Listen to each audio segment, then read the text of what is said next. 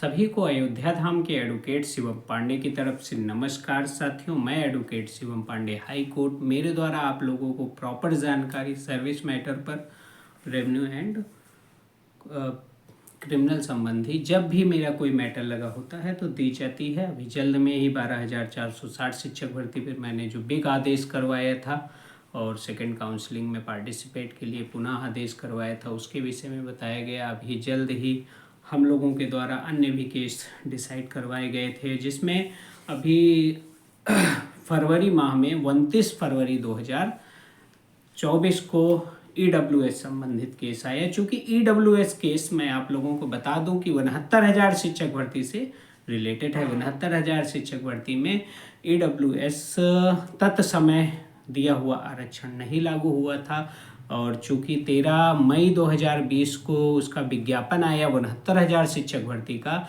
अर्थात 69,000 वैकेंसी का जो जियो सचिव शिक्षा परिषद निकालते हैं वह आया रिक्रूटमेंट प्रोसेस के लिए। उसमें तत्समय स्टेट द्वारा दिया गया आरक्षण ईडब्ल्यूएस आरक्षण लागू था उस समय और विभिन्न भर्तियों में दिया जाने लगा था। तो फिर आप यह मान के चलिए कि 13 मई 2020 के पहले जितनी भी वैकेंसियां उत्तर प्रदेश सहित पूरे भारत में हुई हैं वहां ईडब्ल्यूएस आरक्षण 10% का आरक्षण दिया गया था। उसके लिए मेरे द्वारा आवाज़ उठाई गई। मैं सबसे पहले आप लोगों को बता दूं कि मैं वही शिवम पांडे हूं जो 69,000 वैकेंसी में सम्मिलित भी हूं और as a advocate high court में कार्य भी कर रहा हूं, प्रॉपर रूप से एडवोकेसी कर रहा हूं। और चूंकि जीवन निर्वाह के लिए एक व्यवसाय की आवश्यकता होती है, इसलिए एडवोकेसी को मैंने, चूंकि मेरे एलएलबी भी पूरी हो गई थी और 69,000 वैकेंसी के बाद परीक्षा में सफल होने के बाद शिक्षक बनने का सपना जब मेरा 16 मई 2020 के बाद जब पहली लिस्ट और दूसरी लिस्ट आई टूटा, तो मैं समझ गया कि कहीं ना कहीं मेरे अंदर या तो कमी है कि बार बार संघर्ष करने के बाद नौकरी नहीं मिल रही है या फिर कुछ व्यवस्थाएं ही गड़बड़ हैं। चूँकि एडवोकेसी में था तो मैंने उस भर्ती में जो आरक्षण संबंधी विसंगतियां थी उसमें कमी देखी और कमी देखने के बाद 16 मई 2020 को फैसला किया कि माननीय उच्च न्यायालय में की शरण में मैं जाऊंगा। और उच्च न्यायालय की शरण में जाने के बाद मुझे यह पता चला कि हाँ, ईडब्ल्यूएस आरक्षण 101% लागू हो सकता है। साथियों, मैं आपको बता देना चाहता हूँ कि उस समय मई 2020 में कोरोना के दौरान लॉकडाउन लगा हुआ था, जिसमें मेरे द्वारा अपने सीनियर्स को पूरी ब्रीफ करके और चीज़ों को बहुत अच्छे से ढंग से बताकर 16 मई 2020 को प्रयागराज बेंच हाई कोर्ट और 18 मई 2020 को लखनऊ बेंच हाई कोर्ट में अर्जेंसी लगवाई गई। और जैसे ही अर्जेंसी 20 तारीख को प्रयागराज में एक्सेप्ट हुई, हमारे द्वारा 22 मई 2020 को यह याचिका, पहली याचिका ईडब्ल्यूएस की डाल दी गई। और 26 मई 2020 को जैसे ही लखनऊ बेंच में हमारी अर्जेंसी एक्सेप्ट हुई तो हमने तुरंत वहाँ पर याचिका डाल दी। अर्थात with in a time in high court Prayagraj bench and in high court Lucknow bench, दोनों जगह पे याचिकाएं हमारी ईडब्ल्यूएस की पड़ चुकी थी और 3 या 4 एजेंसियां विद इन अ टाइम 26 मई 2020 के पहले ही हमारे द्वारा डाल दी गई थी। 4 एजेंसी और डाली गई थी क्योंकि कुछ लोग और संपर्क कर रहे थे। मैं सिर्फ मुट्ठी भर साथियों के साथ, मात्र 9 लोगों के साथ आगे बढ़ा और 9 लोगों में जो भी हमारे सीनियर्स की फीस थी, मैं एज ए एडवोकेट था और चीज़ों को समझ रहा था कि यहाँ नौकरी की प्रबल संभावना है। हमने अपने सीनियर को 9 लोगों ने किया, 2 लोग डायरेक्ट हमारे सीनियर से जाके जुड़ गए थे। तो शिवम पांडे एंड अदर्स 40/63/2020 में सिर्फ 11 लोग थे और 11 लोगों में 2 लोग हमारे साथ नहीं जुड़े थे। बाद में जब उन्हें पता चला तो उसमें से 1 लोग हमारे साथ जुड़ गए। और सेकंड, कोरोना में भी कुछ स्वास्थ्य 1 लोगों का खराब था तो वे दूर हो गए। पैसे की बहुत तंगी थी लेकिन मैंने कहीं किसी को अपने साथ से नहीं छोड़ा, क्योंकि एज अ एडवोकेट और कैंडिडेट होने के नाते मुझे पता था कि ईडब्ल्यूएस केस में हमें जीत 110% प्राप्त होगी साथियों। इसलिए मैं बराबर उस पर लगा रहा और चीज़ों को धीरे धीरे निकालता रहा और सरकार को घेरता रहा। चूँकि सरकारी तंत्र में ईडब्ल्यूएस केस जो बहुत ही रुचिपूर्ण था और सरकार द्वारा भाजपा सरकार द्वारा ही लगाया गया था, उसे लागू नहीं किया गया है। इसलिए सरकारी तंत्र को बार बार बाधित करता रहा और धीरे धीरे सुनवाई आगे बढ़ती रही। कोरोना के बाद फिर सेकंड कोरोना आया और फिर ओमिक्रॉन आया। उस बीच लगभग कई दर्जन लिस्टिंग और कई दहाई प्राप्त करते हुए अर्जेंसी मेरे द्वारा डाली गई, काउंटर और रिजाइंडर किया गया और केस को बराबर सुचारू रूप से लेकर चलता रहा। सुप्रीम कोर्ट भी हम डायरेक्शन लेने गए, यहाँ तक सुप्रीम कोर्ट में ईडब्ल्यूएस बचाने के लिए जो याचिका जनहित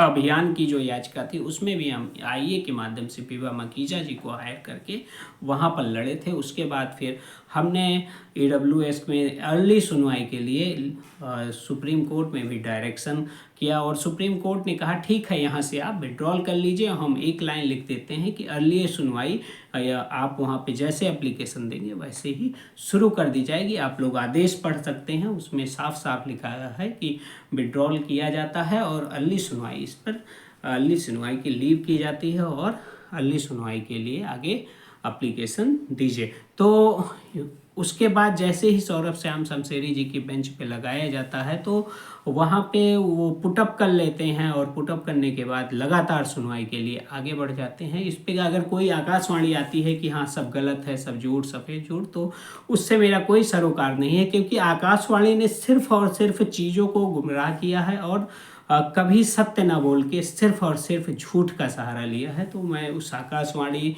के संदर्भ में कुछ नहीं बोलना चाहता हूँ, लेकिन आज थोड़ा सा आप लोगों को विधि सम्मत चीज़ों को बताने के लिए आया हूँ, इसलिए मैं किसी के विषय में कुछ नहीं बोलूँगा। लेकिन थोड़ा सा मैं आज 69,000 शिक्षक भर्ती के नए नवेले जो अपने आप को महान नेता समझते हैं उनके विषय में सिर्फ इतना कहना चाहता हूं कि आपके 2022 से 2023 और 24 के कई स्क्रीनशॉट जिसमें आपने एडवोकेट शिवम पांडे के विषय में जो कुछ भी बोला है वो मेरे पास उपलब्ध हो गया है। जबकि एक व्यक्ति विशेष धर्मेंद्र मिश्रा, मैं उसके खिलाफ कल से ही कार्यवाही प्रारंभ करूंगा। अभी तक मैं सोच रहा था अभ्यर्थी हैं, हमारे ही तरह गरीब श्रवण है, लेकिन इस तरह से अब नहीं चलेगा। वह लगातार टारगेट कर रहा है और उसने कई जगहों पे नाम भी मेरा लिया है, तो उसके भी स्क्रीनशॉट मुझे हैं।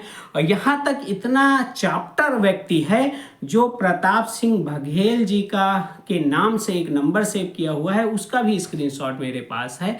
और जिसने भी स्क्रीनशॉट लेकर दिया था उसमें धर्मेंद्र मिश्रा के हाथ में मोबाइल बिल्कुल है और लिखा हुआ है प्रताप सिंह बघेल कि कोई नंबर सेव है, और पूरे प्रदेश में यही बताता है। सचिव डायरेक्ट मुझे कॉल करते हैं। अब मैं उसके खिलाफ कार्रवाई करूंगा क्योंकि उसने बोलने की सारी सीमा ख़त्म कर दी है। 2022 में 21 में धरना ऑर्गेनाइज किया गया गलत ढंग से, उसके बाद उसको चलाया गया, फिर कोर्ट के नाम पे लड़कों को उकसाया गया और उसके बाद कोर्ट खेला जा रहा है, हर मैटर में टांग अड़ा देता है। और चूंकि ईडब्ल्यूएस केस मैं शुरू से देख रहा हूँ, उस केस में मैंने जान फूकी है, उसके संदर्भ में उसने जब मुझे टारगेट किया है तो मैं अब सही से उसका जवाब उसको देता हूँ और ढंग से उसके खिलाफ कार्रवाई करवाता हूँ। क्योंकि ऐसे लोग अभ्यर्थी नहीं होते हैं, ये सिर्फ और सिर्फ एक ब्रोकर का काम करते हैं। जो अब आप ये देखिए कि इलीगल साइट्स बनाई गई हैं फेसबुक, व्हाट्सएप और यूट्यूब पे, जिस पे लिखा है 22K लीगल टीम ऑफिशियल।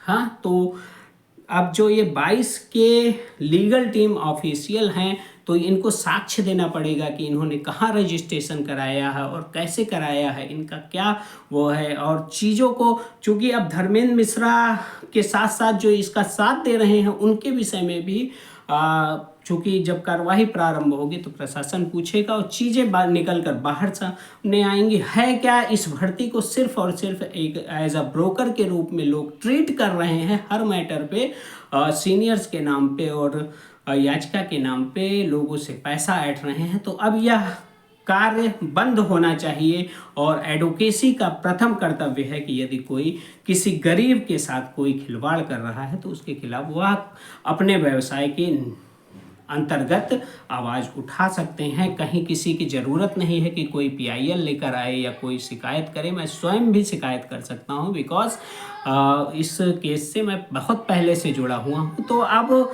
समय आ गया है साथियों कि पूरे प्रदेश से 69,000 शिक्षक भर्ती में जो ये ब्रोकरिंग, मनी लॉन्ड्रिंग हो रही है, धन उगाही हो रही है, उसके बाद फिर एडवोकेट्स से मिलकर एक याचिका डाली जाती है, फिर बच्चों को अरेस्ट किया जाता है। क्योंकि मेरे पास 2023 का एक स्क्रीनशॉट है जिसमें ये कहा गया है कि अगर आप लोग पैसा नहीं देंगे तो हम आपको याचिका से निकाल देंगे। तो फिर अब इन सब चीज़ों को भी साक्ष्य के रूप में रखा जाएगा और दिखाया जाएगा कि हाँ, आप प्रदेश में किस निवृत्त हो और क्या करना चाहते हो और आप क्या कर रहे हो। आप बहुत ही अच्छे ढंग से साथियों कार्रवाई की जाएगी, क्योंकि एडवोकेसी में मेरे विधि व्यवसाय को भी बदनाम करने की कोशिश किया जा रहा है। और मैं कुंवर धर्मेंद्र मिश्रा को साफ सुथरा बता देता हूं कि अब तुम रास्ता बदल दो, नहीं तो रास्ता बंद भी करना आता है। क्योंकि एडवोकेसी करते हुए मुझे 4 साल हो गए हैं। इन 4 सालों में मैंने यही देखा है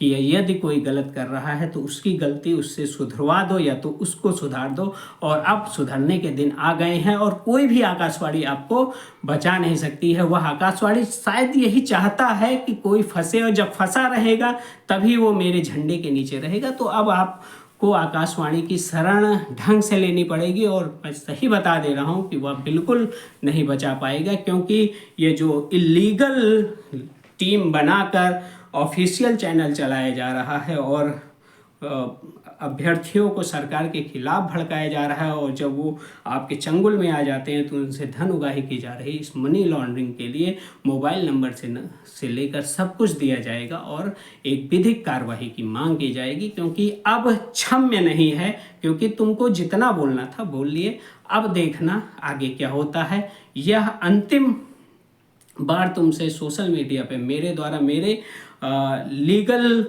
यूट्यूब चैनल द्वारा कहा जा रहा है, क्योंकि मैं विधि सम्मत कार्य करता हूं, जहां पे मेरा रजिस्ट्रेशन करवा के सब कुछ वेरीफाई किया गया है, पिन विन नंबर सब डाला गया है। तो ये मेरा ऑफिशियल चैनल है और इस पे मैं सिर्फ और सिर्फ लीगल चीज़ें डालता हूं। और किसी भी भर्ती का मैं जब जिम्मा उठाता हूं, किसी भी केस का जिम्मा उठाता हूं, तो उस केस के विषय में जितनी पॉजिटिव चीज़ें रहते हैं वही बताता हूं। 100% कहीं भी श्योरिटी नहीं देता हूं कि मैं केस जिता दिया हूं, ये गंदा है वो अच्छा है। लेकिन अब मुझे एक चीज़ प्रदेश से हटानी है कि ये जो मनी लॉन्ड्रिंग का सिस्टम हो रहा है, इसको करने वालों के लिए प्रशासनिक कार्रवाई करवानी है। धन्यवाद। मैं आपका advocate Shivam Pandey, high court और EWS के प्रत्येक साथी बिल्कुल निर्भीक रहें। किसी भी गरीब सवर्ण को पैसे के लिए नहीं छोड़ा जाएगा और अच्छी से अच्छी पैरवी करवाई जाएगी। प्रयागराज के मोस्ट सीनियर अशोक खरे जी और most senior GK Singh ji को हायर करके एक अच्छी सुनवाई के लिए आपकी सत्यमेव जयते टीम आगे बढ़ रही है। और इसमें जितने भी साथी जुड़े हुए हैं वे साक्षी हैं कि एडवोकेट शिवम पांडे ने बहुत ही मेहनत की है और EWS केस को बहुत ही अच्छे ढंग से संवारा है। आप सभी को अयोध्या धाम के advocate Shivam Pandey high court की तरफ से जय श्री राम, जय हनुमान, जय महाकाल। आप सभी का दिन शुभ हो।